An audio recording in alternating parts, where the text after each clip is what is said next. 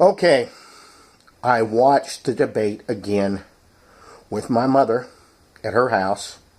She is more of a Trump person than me. She's an evangelical Christian, so she has a different view of things than I do. But that's fine. We sit down and watched it together, and we both support Trump for different reasons. And I want to go through this step by step, the things that I heard Trump say that I liked. The first place is I did not see all these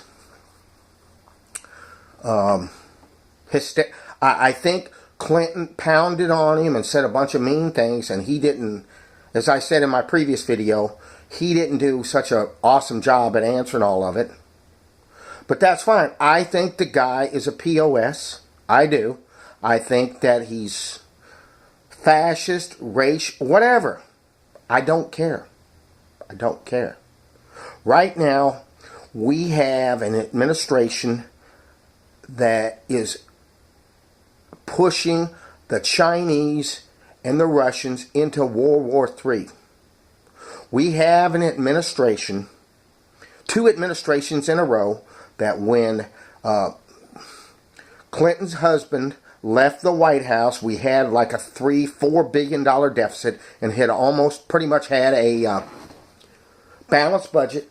We have added $16 trillion to the deficit since he left. That's $1 trillion a year. And I don't really care about this Bush, Obama's economy, Bush. I don't care. Hillary even alluded to the fact that when they left Afghanistan, she blamed that on Bush, that they had that Bush. That would be like if you went into the doctor and he was going to operate on your gallstones and he had taken over for another doctor, and they said, well, we didn't work on your gallstones the way we thought we were going to because this other doctor had a different protocol, so we can't do that after they cut you open and looked inside you. I mean, it was ridiculous. She made some just ridiculous arguments. When she was asked about the racial problem in our country, all she said was, she just said politician BS. She didn't say anything. She just said whatever she thought was going to make African American people happy. Now, what did Trump talk about? That's very important. The first thing that he mentioned was the VAT tax, which is a value-added tax, which is saying that if people, which is a tariff. Now, he made the point, when we send goods to Mexico, there's a 16% tax. When they send it here, there is no tax. So there you go at the beginning. If you make goods over in China, there should be a heavy tax. And we had tariffs in this country till the 1913, till we went to this Federal Reserve income tax. And I don't want to sound like a conspiracy theorist. I don't care about all that. I'm just saying that we need to protect our industry and we need workers to work again. That's the first thing he said. Secondly, now, Martin Armstrong, who's one of the smartest people on the planet with this finance stuff, he explained it, and I didn't really understand it, but he's essentially saying that when the Federal Reserve prints all this money, what happens to it is financial interest in other countries and Chinese and people like that who have a lot of money, they go up and buy our bonds. They buy our 30-year bonds, and they buy the 30 years and sell the 5s. Or they sell the 5s. And the net of all this is none of this money that the Federal Reserve is printing is going to us. It's not being used for the economy.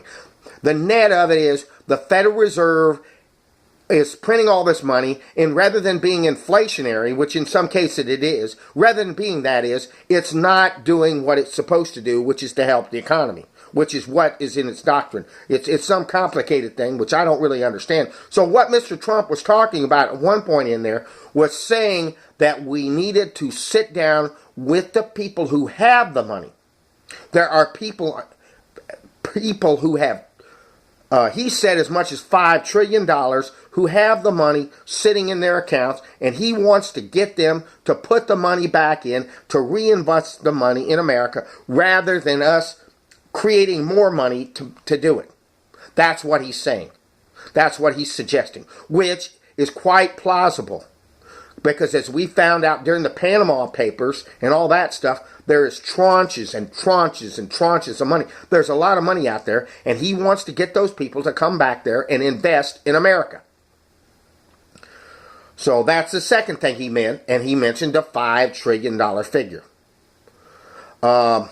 Another thing that he mentioned when we were talking about the racial situation with the African Americans, he talked about crime, he talked about rebuilding the inner cities, and he talked about when he got to $5 trillion that we need to rebuild the inner cities. He is actually talking about making suggestions to do things. Now, whether they work or not, I don't know.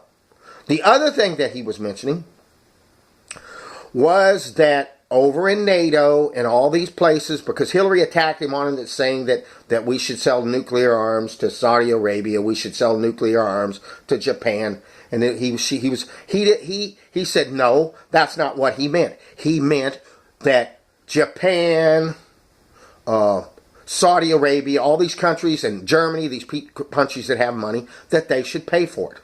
They should pay for it. Now, the other part of it that he didn't explain is if these people pay, what he's essentially saying is he wants the American hegemony. He didn't say that, and maybe he doesn't. Maybe he hasn't thought it through. I don't know. But that essentially means the end of American hegemony. So in layman's terms, he's saying if Americans don't take all the debts to pay for all this war machine they are, then they're going to lose control. And then the Germans and the Japanese and all these people are going to have to start having control over this. Which I don't know if that's what he meant. I don't know if he carried that out. But that's the logical explanation there.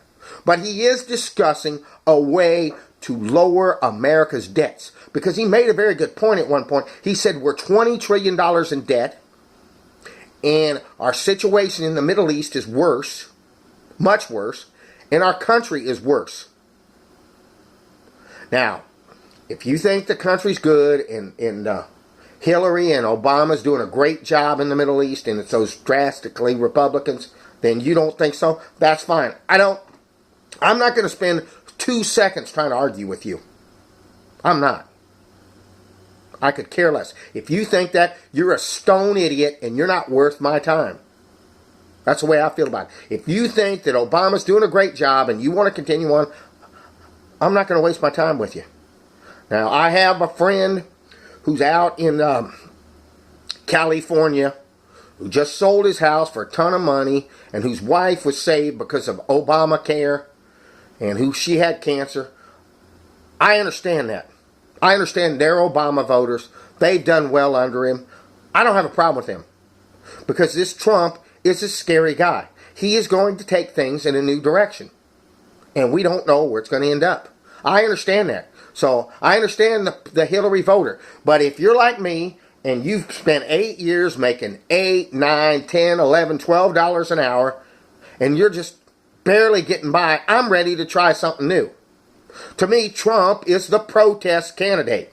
And I am protesting. I am voting for Trump because I am protesting. If you think things are great, that's fine. I don't mind denial, as I said earlier. That's fine with me. All right. Well, so what did Trump say? First, he discussed the VAT taxation, making good trade deals, which is something he's talked about, and he got into that with the Iranian deal. Secondly, he discussed getting rich people who have trillions of dollars sitting in their accounts to invest back in America and sitting down on the table and doing that. And third, he discussed about getting these other countries to pay.